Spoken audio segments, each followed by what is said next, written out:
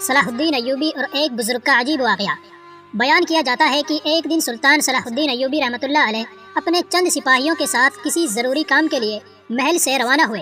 سلطان کے ساتھ آپ کا ایک ماہر کماندار اور باقی سپاہی موجود تھے۔ سفر کافی طویل تھا۔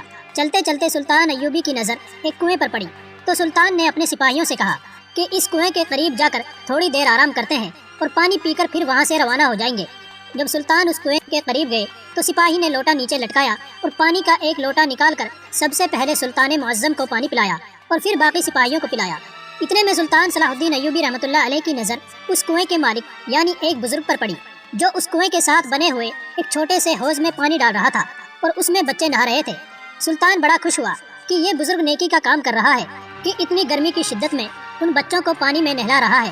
لیکن پھر سلطان کی خوشی حیرانی میں تبدیل ہو گئی جب سلطان کی نظر تھوڑی دیر بعد دوبارہ اس بزرگ پر پڑی تو وہ بزرگ ان بچوں سے اس حوض میں نہانے کے بدلے 10 سونے کے سکے ایک ایک بچے سے وصول کر رہا تھا۔ یہ دیکھ کر سلطان بڑا حیران ہوا کہ آخر وہ بزرگ ان بچوں سے نہانے کے بدلے اتنا زیادہ معاوضہ کیوں لے رہا ہے۔ سلطان اس بزرگ کی طرف بڑھنے لگے لیکن اتنے میں وہ بزرگ وہاں سے رقم لے کر اپنے گھوڑے پہ سوار ہو کر روانہ ہو گیا۔ لیکن یہ سوال سلطان کے ذہن میں بار بار آ رہا تھا کہ آخر وہ بزرگ اس عمر میں نیکی کمانے کی بجائے دولت کی ہوس کیوں لیے ہوئے ہیں۔ سلطان بڑا حیران ہوا کہ ابھی تک میری سلطنت میں میری رعایا کے دل میں دولت کی ہوس ابھی تک موجود ہے اور اس بات نے سلطان ایوبی کو بڑا پریشان کر دیا۔ پھر سلطان صلاح الدین اپنی منزل کی طرف روانہ ہو گئے۔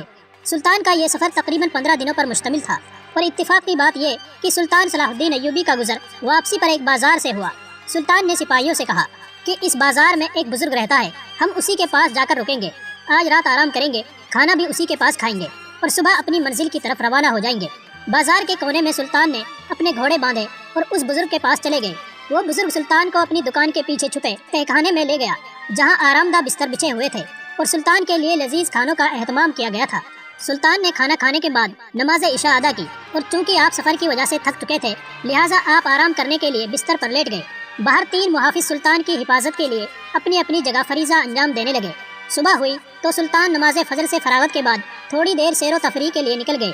لیکن جاتے وقت اس بزرگ تاجر نے سلطان کو بتایا، سلطان معظم، اس بازار میں کسی کو نہیں معلوم کہ آپ رات میں یہاں قیام کیے ہوئے ہیں، لیکن جب صبح لوگ آپ کو دیکھیں گے تو بازار میں بھیڑ کی وجہ سے آپ کی جان کو بھی خطرہ ہو سکتا ہے، لہٰذا بہتر ہوگا کہ آپ ایک عام آدمی کے بھیس میں سیر کے لیے جائیں۔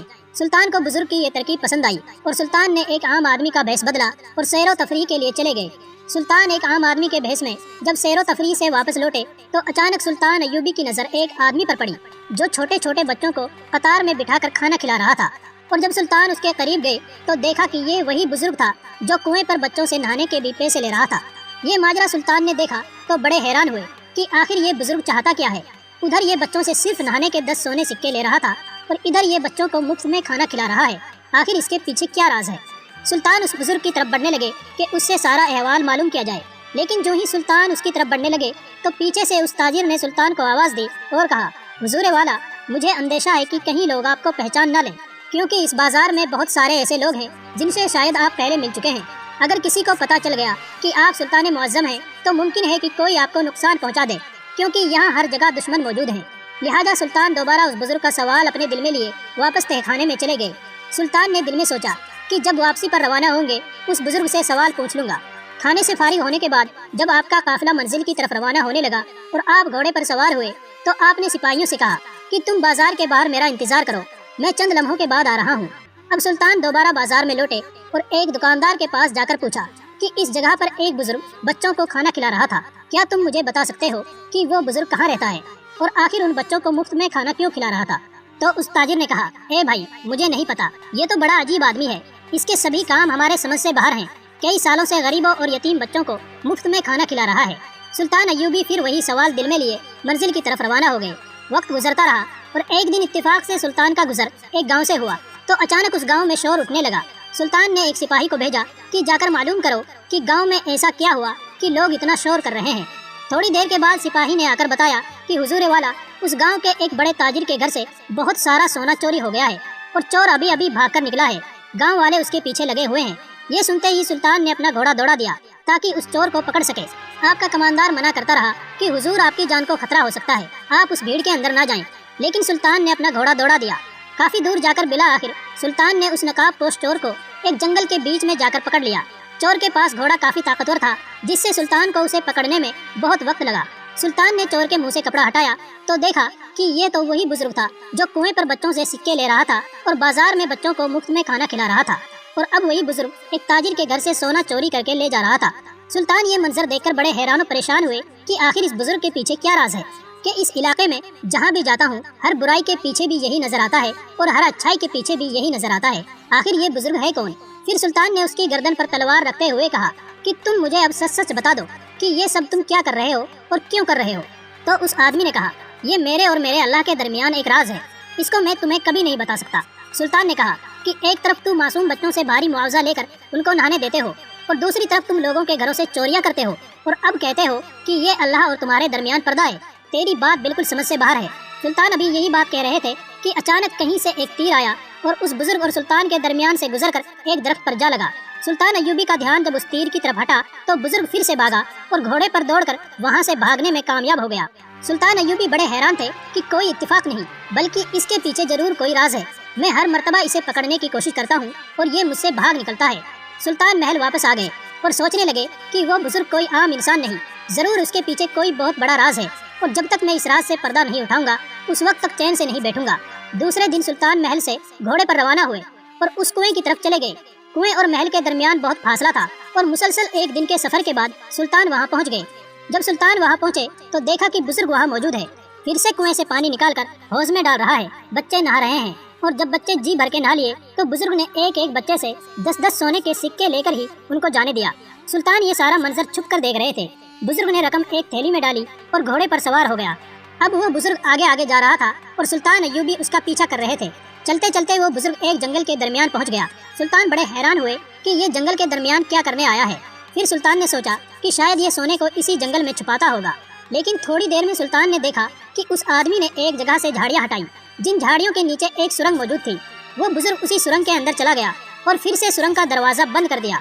वो बुजुर्ग समझा कि शायद उसे कोई नहीं देख रहा, लेकिन सुल्तान सलाहुद्दीन ये सारा मंजर देख रहे थे। इसके बाद सुल्तान ने घोड़े को बांधा और सुरंग का दरवाजा खोलकर सुरंग के अंदर चले गए। सुल्तान जिस वक्त सुरंग के अंदर दाखिल हुए तो उस वक्त वो बुजुर्ग हिसाब लगा रहा था। इतने में सुल्तान उसके सर पर पहुंच गए और कहा कि अब मैं तुम्हें भागने की इजाजत नहीं दूंगा, तुम मेरे सवालों के जवाब दे दो तो तभी तुम्हारी जान बख्शूंगा। उस बुजुर्ग ने कहा कि ये जान मेरी थी ही कब जिसे कि तुम मुझे बख्शोगे। ये जान दी भी अल्लाह ताला ने है और इसे लेगा भी वही। तुम कौन होते हो मुझसे ये जान लेने वाले?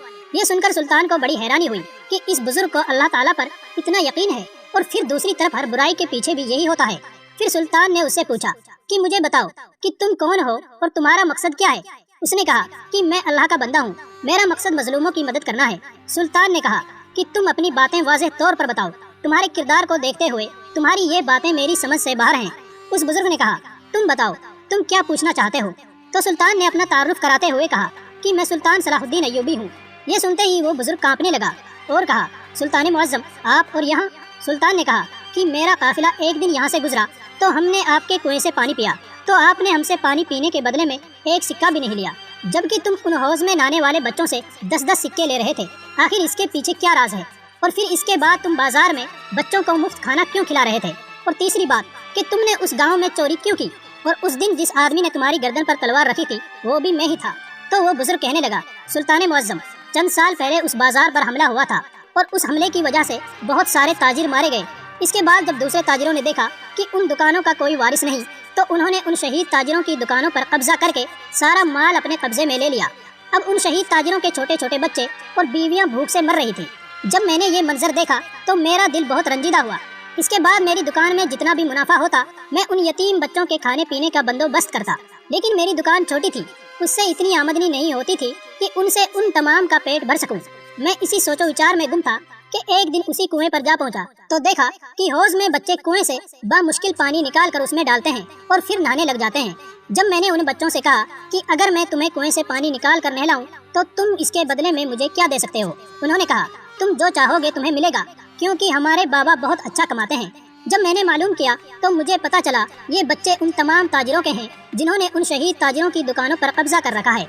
फिर मैंने उनसे कहा कि अगर तुम्हें आज के बाद इस हौज पर नहाना है तो तुम में से हर एक बच्चे को 10 सिक्के देने होंगे। बच्चों ने कहा ठीक है, और इसी वजह से मैं उन बच्चों से 10 सोने के सिक्के लेता हूँ। तो सुल्तान ने कहा कि क्या ताजिर छोटे छोटे बच्चों को सिर्फ नहाने के लिए इतनी रकम देते हैं? बुजुर्ग ने कहा कि आपको शायद मालूम नहीं कि बच्चों के नहाने की वो पसंदीदा जगह है और वो बच्चे बज़िद अपने अपने घरों से सिक्के लेकर आते हैं। इसके बाद वहाँ से जमा शुदा रकम लेकर सीधा बाजार जाता हूँ। उससे अनाज और खाने पीने की चीज़ें खरीद कर थोड़ा थोड़ा उन ताजिरों के घरों में जाकर देता हूँ। इसके बाद बाकी जो यतीम बच्चे हैं उनको बाजार में ही खाना खिलाता हूँ। सुल्तान ने कहा कि ये सब तो ठीक है, लेकिन तुमने उस ताजिर के घर में चोरी क्यों की? बुजुर्ग ने कहा, सुल्तान मुअज़्ज़म, उस ताजिर ने जिस दुकान पर कब्जा कर रखा है, उस ताजिर की बेटी जवान हो चुकी है, लेकिन उसकी माँ के पास बेटी की रुखसती के लिए एक सिक्का भी मौजूद नहीं।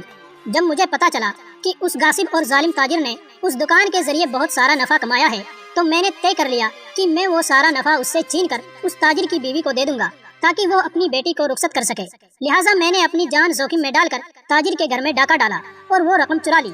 इसके बाद वो सारी रकम मैंने उस ताजिर की बीवी को दे दी। जब ये बात सुल्तान ने सुनी तो हैरान होने के साथ साथ बड़े खुश हुए और कहा, मैं तुम्हें मुजरिम समझता रहा, लेकिन हकीकत तो अल्लाह ही जानता है। शुक्र है रब का कि उसने हकीकत से पर्दा उठा दिया। फिर आगे फरमाया, अगरचे तुम्हारा मकसद सही था, लेकिन जो तरीका तुमने इख्तियार किया वो गलत है।